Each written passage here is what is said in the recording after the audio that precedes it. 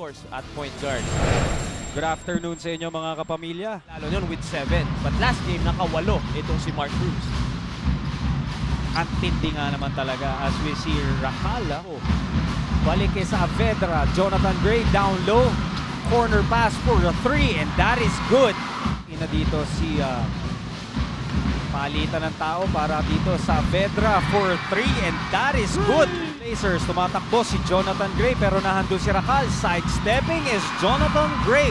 And right there, one of the smoothest player in NCAA. Rebound, di niya nakuha. Takbo dito. Si Quinto, kakapasok lang. Nice. Ang ganda. Fake, partner. Ang ganda ng patience doon na pinakita ni Quinto. Up fake, pagangat. Siya naman ang tumalon. Turn na. Kanina, pinabati sa atin ni Coach Alan Gregor. Kita ko doon sina Jordan De La Paz ng JRU. Ayan naman, napakagandang galaw. Galing dito sa gitna, si Pajarito, no? Ang ganda nga kasi may katulong na. Itong si Anton Rojas. Paano pa siya? JJ Domingo, partner. Again and again. Pasang yung laro, no? Naman, syempre kailangan yung tiwala coming from your coach is very important. Pinakitaan din tayo doon ni Luwib.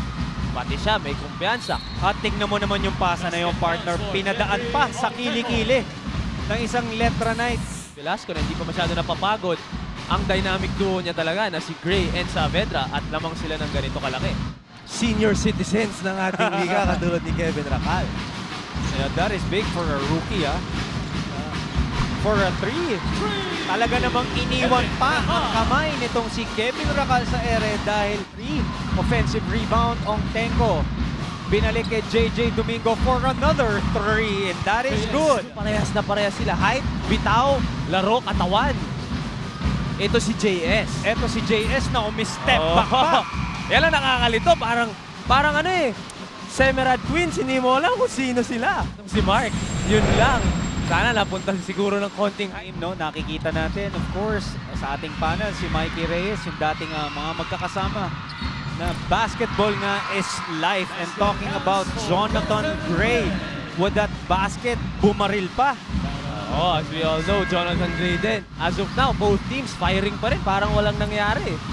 Napakaganda nga ng ating ball game. Speaking of maganda, tignan mo naman yung tres na yan. Binabantayan pa rin ni Mark Cruz. Inside pass to Ontenko. Pumihit pa. Reverse. And that is good. 55 Blazers. Knights 48. Well, all of the teammates of Jonathan Gray are really contributing in this game. Kaya nga naman. First game.